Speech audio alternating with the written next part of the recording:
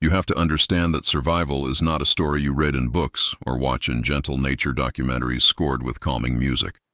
It is a raw, unending pressure that crushes the weak and polishes the strong into living weapons. Beneath the waves, under the sun, in the frozen silence or the humid choke of a jungle, every single heartbeat is a gamble, and the house always wins eventually. Deep beneath the cold, dark waters off the southern coast of Australia, the annual gathering begins without a signal, without a leader, without any conscious decision. It is simply an ancient command written into the very fibers of their being. For 11 months of the year, the giant spider crabs live scattered across the rocky reefs and sandy plains of the continental shelf, solitary creatures lost in the blue vastness. They are not social animals. They do not seek company. They are armored tanks with long, spindly legs designed for scavenging and avoiding notice. But when the autumn light begins to change and the water temperature drops by a single critical degree, something switches inside each of them. They start to walk, not aimlessly, but with a shared, silent purpose. From hundreds of square kilometers of empty ocean floor, they converge. At first it is just a handful of crabs moving in the same direction across the seabed. Then dozens, then hundreds, then thousands. The sea floor transforms from a barren desert into a crawling, clicking carpet of jointed legs and dreaming eyes. They pile on top of each other, climbing over shells, climbing over corpses, climbing over the living and the dead without distinction. The mass becomes so dense that from above the surface the water itself appears to turn dark and churning as if something monstrous stirs beneath. They gather in the shallows, in the rocky gullies and kelp forests where the light barely filters through. And they wait. Not for food, not for mating. They wait for the moment when their own bodies become prisons that must be shattered. The shell of a giant spider crab is a masterpiece of natural engineering. Hard, calcified, jagged with defensive spines. But it does not grow. The flesh inside does. And so the crab must do something that would be unthinkable to any creature with a conscious mind. It must tear itself out of its own skeleton. The process begins with a chemical whisper. Hormones flood the crab's body, instructing the thin layer of tissue between flesh and shell to begin dissolving the old armor from the inside. A crack appears along the back of the carapace, thin as a hairline fracture at first, then wider. The crab's body swells with absorbed seawater, forcing the crack to widen further. And then comes the terrible labor of birth in reverse. The crab pulls its legs free one by one, each limb sliding out of its old casing like a sword from a burning sheath. It pulls its claws free, watching its own weapons fall away useless and hollow. It pushes and twists and heaves until finally, with a wet tearing sound that echoes only in the silent water, it pulls its entire soft body out through the narrow split in its back. What emerges is barely recognizable as a crab.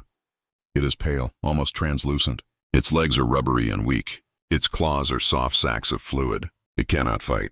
It cannot flee. It can barely stand. For days, this fragile creature will hide inside the heaving pile of its molting brothers, waiting for its new shell to harden into armor. And while it waits, it is nothing but meat. The giant stingrays know this better than anyone. They feel the vibrations of the crab swarm from miles away, the low thrumming of thousands of bodies pressing together. They glide in from deep water, their flat diamond bodies rippling like silent shadows over the sand. A ray does not need to chase or ambush. It simply drifts toward the pile and opens its mouth. The crabs below are trapped. They cannot scatter because their soft legs cannot carry them. They cannot fight because their claws are useless. They can only press deeper into the mass, climbing over each other in a desperate, silent scream for the center where safety might exist. But the rays are patient. They will swim through the swarm again and again, picking off the weak, the slow, the unlucky ones on the outside. For every crab that survives to harden its shell, a dozen will feed the hunters. And yet the crabs return every year. They remember nothing. They plan nothing. But the instinct to gather, to hide in numbers, to become a single giant impossible target rather than 1,000 small easy ones. That instinct is older than the oceans themselves. Most will make it. Their new shells will calcify into something even stronger than before, spines sharper, armor thicker.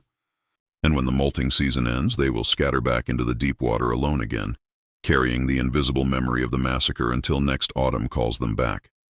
Not a graveyard, a victory, because survival in the wild is never about avoiding death entirely.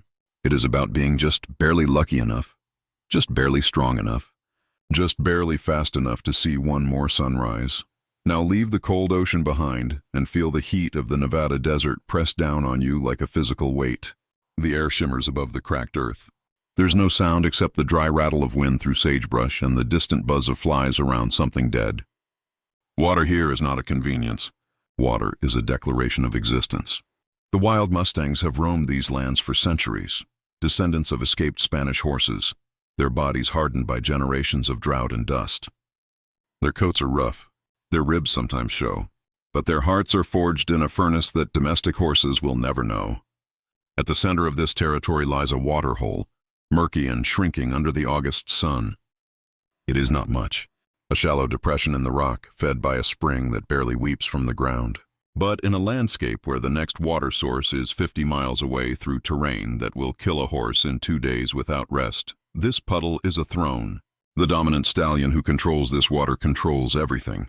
He is a massive creature, scarred across his chest and shoulders from 100 fights. His left ear is split.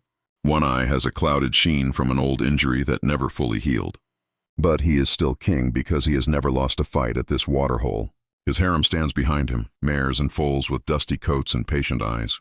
They drink in careful turns while the stallion stands guard, head high, nostrils flared, reading the wind for any sign of threat. For months this has worked. But today the wind brings something new. Sweat, exhaustion, desperation. Another stallion appears on the ridgeline, and even from a mile away, the king can see that this stranger is not here to negotiate. The stranger is gaunt. His ribs are sharp ridges under a dull coat. His mane is matted with dried sweat and dust.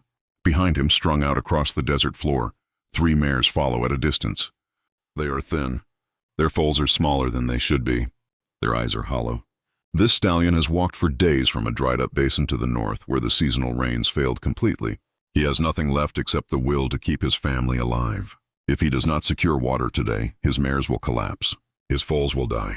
His bloodline ends here in the dust. So he walks down the ridgeline, not running, not charging, just walking with a steady, deliberate pace that says, "I am not afraid of you."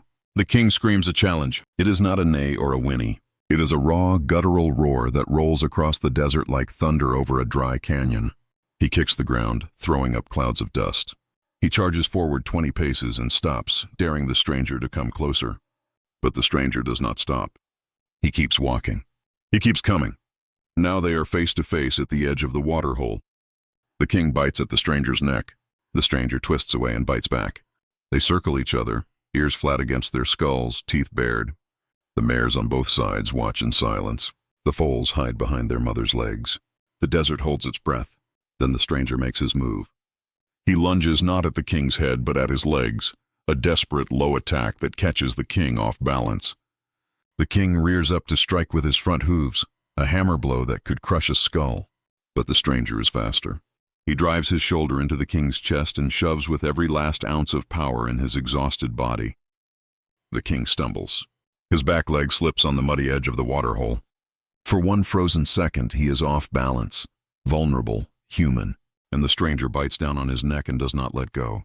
The king screams again, but this time the scream is different. It is pain. It is surprise. It is the sound of a king realizing that his reign has just ended. He twists free and runs. Not a tactical retreat. A full broken gallop away from the water, away from the herd, away from everything he spent years defending. The stranger does not chase. He does not need to. He stands at the water's edge, blood dripping from a bite wound on his shoulder, sides heaving, head low. He drinks. Behind him, his mares walk slowly down the slope toward the water. The king's former mares watch this stranger now. Some of them will stay with him. Some will follow their old king into the desert.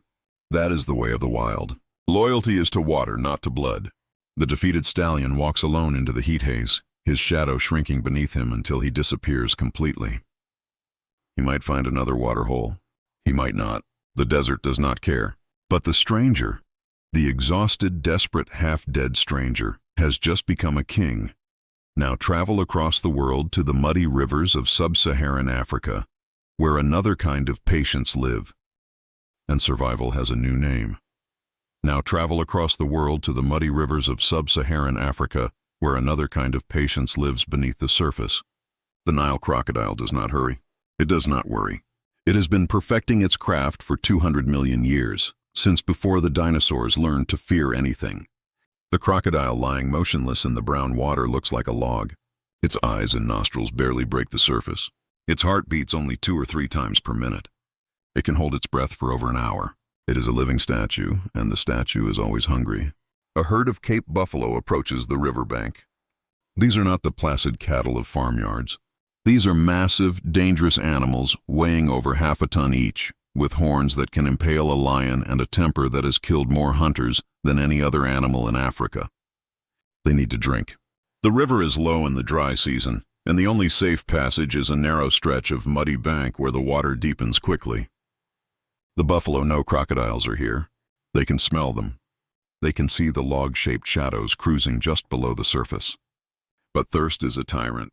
The dominant cow of the herd steps forward first, testing the mud with her hooves. She lowers her head and takes a quick sip, her eyes never leaving the water. Behind her, the rest of the herd presses forward, calves in the center, bulls on the flanks. They are a fortress of muscle and horn, but fortresses have doors, and the crocodile has found one. It does not explode upward like a movie monster. It simply opens its jaws and glides forward with a speed that seems impossible for an animal that large. In less than a second, its teeth have closed around the leg of a young bull standing at the edge of the herd. The water explodes into chaos. The buffalo bellows in shock and pain, trying to drag itself backward up the bank. The crocodile does not let go. It rolls, the death roll that has killed millions of animals over millions of years, trying to twist the leg off and drag its prey into deeper water. But this buffalo is too heavy. The crocodile has chosen poorly. The bull's companions turn and drive their horns into the crocodile's side, goring and slashing until the reptile finally releases its grip and slips back into the murk. The bull limps away, bleeding but alive. The crocodile sinks to the bottom of the river, its side torn open, to wait for another day. Failure does not mean death for a crocodile. It means patience. And patience is infinite, but not all hunters fail forever. Consider the peregrine falcon, which does not know what failure means because it never stops learning. High above a coastal city, invisible against the gray sky, a peregrine folds its wings and drops. At this moment, it is not flying. It is falling with intention. It tucks its talons tight against its body and becomes a feathered bullet designed by gravity itself. 400 kilometers per hour, faster than any animal on Earth. The air screams past its streamlined head. Its third eyelid, the nictitating membrane, slides across its eyes to protect them from the wind. Its nostrils have special baffles to prevent the air pressure from bursting its lungs. It is a living weapon, and far below, a pigeon is about to die. The pigeon does not hear the falcon coming. There is no time for sound to travel between them. The first warning the pigeon gets is the shadow that passes over it, not from the side, but from above. And in that instant, the pigeon does something extraordinary. It does not freeze. It does not panic in place. It drops. Not a controlled dive, but a dead spiral fall, tumbling through the air in a random, chaotic pattern that no computer could predict. The falcon's talons close on empty space. It banks hard, losing speed, losing advantage, losing the element of surprise. The pigeon is smaller, slower, weaker in every measurable way. But it has one weapon that evolution honed alongside the falcon's speed. It can turn faster. It can change direction without warning. It can survive. The falcon tries again, climbing and diving, but the pigeon matches every move with a desperate improvisation that no amount of practice could replicate. Finally, the falcon gives up. It spirals upward to find another target. The pigeon lands on a rooftop, heart-pounding, feathers ruffled, alive. This time, but tomorrow, the falcon will be faster. And the pigeon will be luckier. And somewhere in the endless calculus of the wild, the account always balances in blood. You want to know who truly rules this planet? Walk through the story again. Watch the crabs sacrifice their own skeletons for the chance to grow. Watch the stallion bleed for water. Watch the crocodile wait for 200 million years. Watch the falcon fall like a stone and the pigeon tumble like a leaf. Watch the killer whales in Patagonia throw themselves onto beaches, beaching themselves intentionally, risking suffocation and stranding just to snatch a sea lion pup from the sand.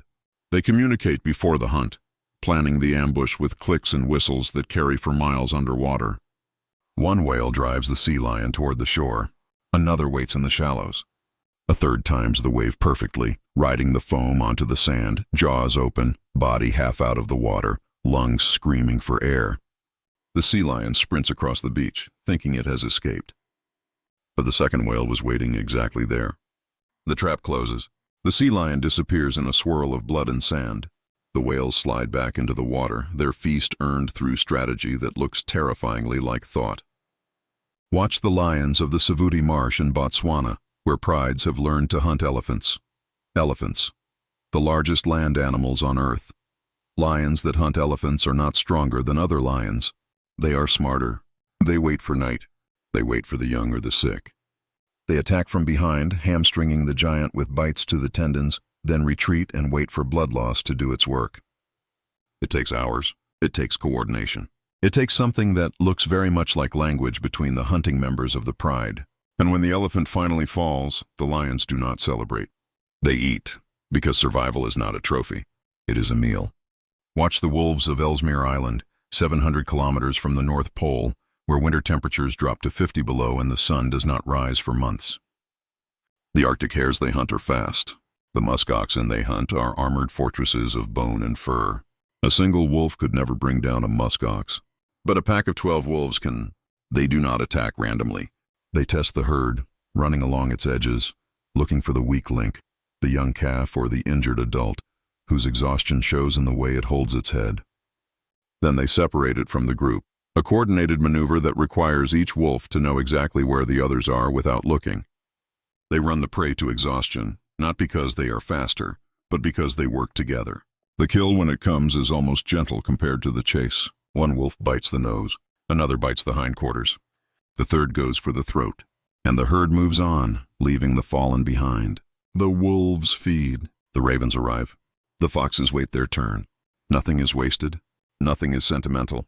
Everything is fuel for the next hunt. And then there is the battle that should be impossible.